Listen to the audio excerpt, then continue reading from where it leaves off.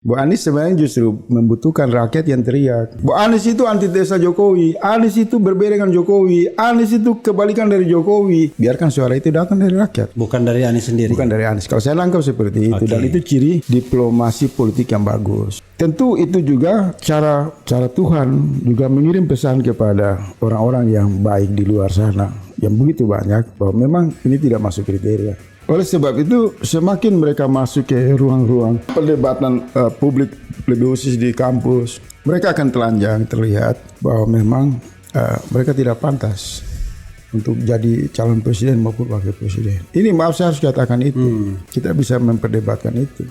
Kalau saya mereka ini hanya melengkapi hadir sebagai pajangan di panggung demokrasi untuk sebenarnya menjadi pengantar saja kemenangan bagi Anies dan Caimin.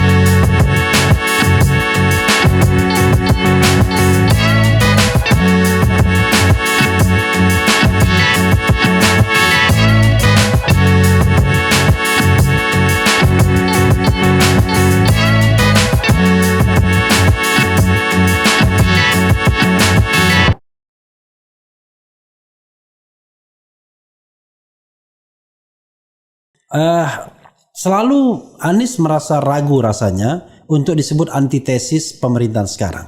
Padahal kalau kita mau bicara kan baik Ganjar maupun Prabowo kan tidak bisa diantitesiskan.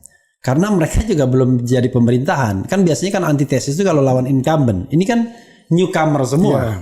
Perkara kemudian ada pekerjaan sebelumnya di Jawa Tengah, di Kementerian Pertahanan, tapi itu tidak bisa dikatakan sebagai sebuah tesis dan antitesis.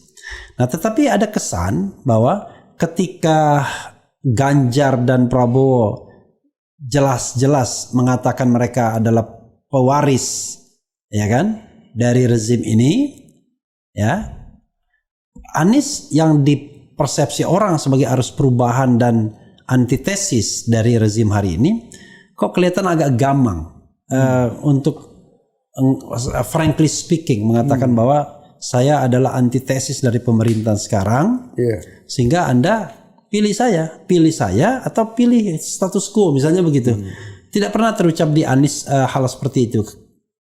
Seolah-olah dia ragu untuk berbenturan dengan Presiden Jokowi. Abang tanya saya itu. Iya. Itu sebenarnya permainan kata-kata saja, Bang. Iya. Jadi memang dalam politik itu kan ada namanya diplomasi. Kalau di level klasmen yang bawah mereka menuntut hitam putih. Ya. You benci Jokowi atau you dukung Jokowi, kan begitu. Ya. Nah, Anies menghindari jebakan-jebakan seperti itu dalam rangka membiarkan dinamika politik bergerak secara natural, dan sebenarnya rakyat sudah menyimpulkan. Bu Anies sebenarnya justru membutuhkan rakyat yang teriak. Bu Anies itu antitesa Jokowi. Anies itu berbeda dengan Jokowi. Anies itu kebalikan dari Jokowi. Biarkan suara itu datang dari rakyat. Bukan dari Anies sendiri. Bukan dari Anies. Kalau saya nangkap seperti itu, dan itu ciri diplomasi politik yang bagus untuk menghindari. Tetapi di waktu yang sama juga Anies itu juga melihat ada tanggung jawab. Sekalipun kita menganggap Jokowi itu salah, Jokowi buruk, mungkin Jokowi pembohong, dan itu sudah fakta seperti itu. Tetapi sebagai manusia, mungkin dalam pandangan keimanan Pak Anies, dia juga harus dibuat ruang keinsafan, ruang pemaafan. Mungkin dia bisa dapat hidayah. Mungkin tiba-tiba di ujung-ujung mau pemilu, Pak Jokowi keluar dengan peci putih di depan rakyat. Kita tidak tahu. Atas kehendak Allah, atas gerakan spiritual yang kuat, mengatakan, wahai rakyat Indonesia, saya mohon maaf, selama ini saya berbuat salah. Sebenarnya hati saya untuk Pak Anies. Kita nggak tahu. Nah, di sini saya lihat Pak Anies hati-hati. Dia tidak boleh mendahului membuat kesimpulan posisi berhadapan dia dengan Jokowi. Dia masih mengirim doa-doa, harapan-harapan yang diajarkan oleh Islam. Memang tidak boleh prasangka. Maka saya juga tidak mau masuk jebakan terlalu jauh juga, Bang. Oke. Doa-doa ini penting juga. Oke. Satu pertanyaan sebelum kita bergerak kepada tim kapten tim Anies tadi, Amin ya.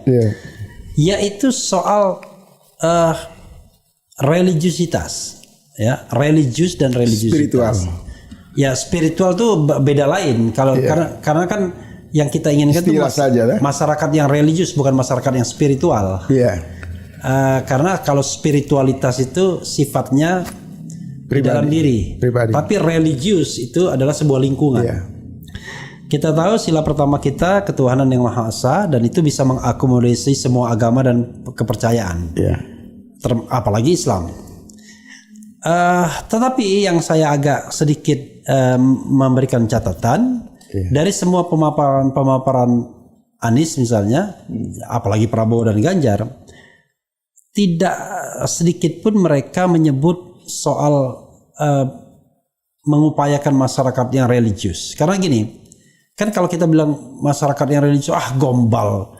Padahal saya masih meyakini ya secara idealistik bahwa sebuah masyarakat yang religius itu akan menjadi energi untuk humanisme, untuk persatuan dan lain sebagainya, untuk demokrasi dan untuk keadilan. Jadi kita membacanya gini. Pancasila, sila pertama itu mengendaki religiusitas. Dengan religiusitas itu maka Anda akan menjadi humanis, ya kan? Akan menjadi energi persatuan, energi kedaulatan, dan energi untuk keadilan. Tapi inti tentang religiusitas ini nggak pernah disinggung. Ditunjukkan oleh Prabowo dan Ganjar. Apalagi ya, padahal kita ingin bahwa masyarakat Indonesia the first place harus masyarakat yang religius. Karena Anda bicara tentang apa kemarin tauhid. Ya? Nah, kalau dia jadi masyarakat yang religius, maka tujuan-tujuan pembangunan, tujuan-tujuan kemanusiaan, persatuan itu mudah. Karena manusianya sudah takut kepada yang maha kuasa, mau berbagi, mau bayar zakat, mau bayar pajak dan lain sebagainya, nggak mau ngerampok, nggak mau berbohong dan lain-lain. Berbohong aja nggak mau, apalagi korupsi. Tapi bagian itu tidak pernah disentuh. Jadi kedua tokoh ini nyaris tidak pernah menampilkan sisi itu, sisi religitas itu kan. Iya, tapi Anies juga tidak mention itu secara langsung. Kalau Anies kan sudah terlalu banyak. Misal hampir semua pertemuan di ruang publik itu kan salawat, baca doa, kan. Jadi mungkin kalau di ruang mungkin verbalnya saja yang tidak terlihat. Kalau saya sederhana, kan di awal kita diskusi Abang dah. Faktor psikologi ini menyandra orang. Nah, kita lihat anatominya atau lihat aspeknya yang sangat. Kenapa mereka tidak, Ganjar, Prabowo tidak menampilkan sisi keagamaan? Kita sederhanakan bahasa, sisi nilai-nilai keagamaan, pesan keagamaan, sikap keagamaan. Ya karena tadi itu kalkulator. Karena di belakang pikiran mereka itu lagi menunggu informasi bukan datang dari langit. Tapi informasi datang dari kalkulator. Bagaimana nih hitung-hitungan oligarki? Siapa jadi capres dan siapa jadi cawapres? Jadi ini soal gangguan psikologi saja. Jadi tidak bisa mereka bicara hal-hal yang positif, yang bernilai, yang kejujuran, prinsip-prinsip yang tadi Abang bilang humanis. Itu tidak bisa.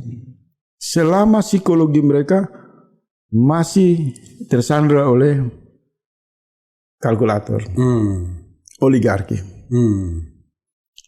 Maka oleh sebab itu, kalau Abang maksiat terus Abang bicara kebesaran Allah, psikologi Abang terganggu gak? Abang minum keras, tapi memuji-muji Tuhan pasti terganggu. Iya, Mau iya. ditutup seperti apa, itu daya pancarnya enggak natural. Iya. Apalagi dalam pertemuan bus itu tiba-tiba kita ngewain, jangan ada tas. Nggak bisa. Jadi jangan tanya mereka mengekspresikan, mereka memancarkan nilai-nilai religius. Masuk ke panggung-panggung ruang publik untuk bicara, memperjuangkan apa yang mereka yakini saja, mungkin mereka tidak berwudu. Walaupun Ganjar kemudian mencoba dengan masuk sebagai bintang. Dia mengambil itu aja lapak iklan kan. Jadi kalau saya sederhana, itu tidak mungkin mereka lakukan karena beban psikologi dengan menunggu kalkulator. Hari-hari mereka ini yang ditekan tombol berapa? 10, 9 ya, dan nolnya berapa? Tentu itu juga cara Tuhan juga mengirim pesan kepada orang-orang yang baik di luar sana yang begitu banyak bahwa memang ini tidak masuk kriteria. Jangankan akademisi, pandangan akademisi amburadul, karena akademisi objektivitas, menjunjung nilai-nilai, menjunjung prinsip-prinsip kebenaran. Ketika mereka masuk ke ruang akademisi yang mereka bawa status quo, bagaimana melanjutkan watak kekuasaan, selera kekuasaan, itu sesuatu yang enggak disukai di dalam komunitas akademisi, bertentangan. Apalagi agama kan? Iya. Ada pada bagian ini ada yang mau ditambahkan lagi sebelum saya bergerak pada isu terakhir. Oleh sebab itu semakin mereka masuk ke ruang-ruang perdebatan publik, lebih khusus di kampus, mereka akan telanjang terlihat bahwa memang mereka tidak pantas untuk jadi calon presiden maupun wakil presiden. Ini maaf saya harus katakan itu. Kita bisa memperdebatkan itu. Kalau saya mereka ini hanya melengkapi, hadir sebagai pajangan di panggung demokrasi untuk sebenarnya menjadi pengantar saja kemenangan bagi Anies dan Caimin. Ini udah selesai Bang. Kalau saya kadang-kadang pikir begini, tugas pemimpin itu tidak hanya membawa kesejahteraan, tapi membawa sebanyak mungkin manusia Indonesia masuk surga. Ya, pahala, kebahagiaan, amal jariah dan lain-lain. Jadi kita itu jangan lupakan konsep horizontal iya, tapi vertikal juga iya. Karena kita kan makhluk beragama ya. Itu jenius. Abang punya kesimpulan ini saya suka. Gitu. Keren. Jadi keren luar biasa. Jadi kalau enggak, karena banyak orang menjauhkan itu kan, memisahkan itu. Nanti tuduh dengan itu. Ini. Padahal kita pengennya di surga kita mayoritas. Iya kan? Iya, tidak boleh minoritas bahaya. Tidak boleh minoritas, kita harus mayoritas juga kita di surga. Makin banyak makin bagus ya. Iya, oke. Dan itu tugas pemimpin, ya kan? Orang kalau lapar karena ada tanggung jawab dengan ketuhanan yang Maha Esa. Iya, karena dan itu masuk di dalam ketuhanan yang Maha Esa, Pancasila. Jadi jangan dihilangkan Pancasila itu seolah-olah religiusitas, spiritualitas itu nggak ada. Iya Bang.